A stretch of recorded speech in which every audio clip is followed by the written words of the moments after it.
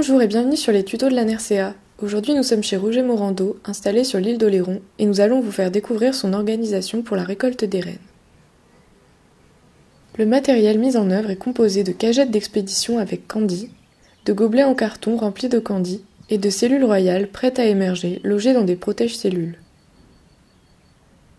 Les cagettes et les gobelets de candy sont préparés au mois de mars, avant la saison. Le candy est laissé assécher afin d'obtenir la bonne texture. Ensuite, les cagettes sont placées dans des sacs de congélation fermés hermétiquement.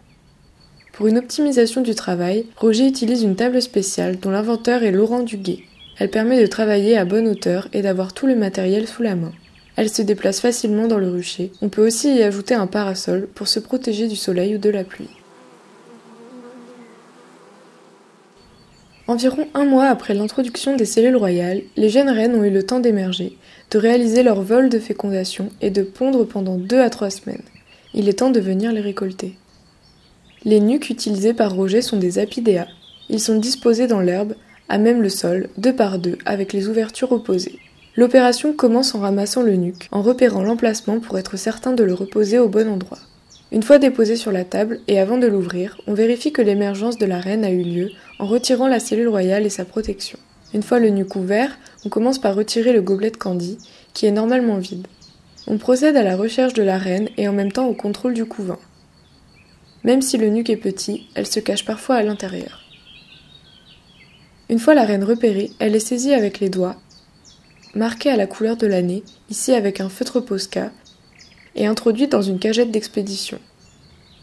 7 à 8 accompagnatrices sont placées avec la reine dans la cagette. Les cadrons sont replacés dans le nuque. Avant de refermer le nuque, on y met un pot de candy plein. L'introduction d'une nouvelle cellule royale est la dernière opération. Le nuque est remis en place, prêt à élever une nouvelle reine. Bilan de la matinée, 200 rennes récoltées, prêtes à être expédiées ou introduites.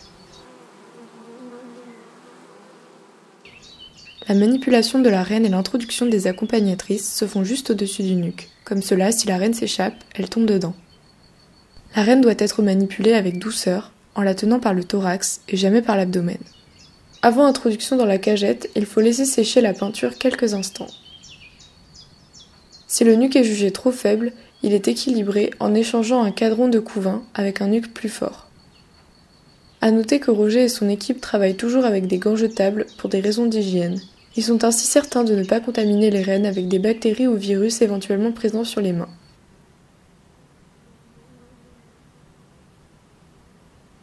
Un grand merci à Roger Morando pour son accueil et sa disponibilité, et à bientôt pour un prochain tuto.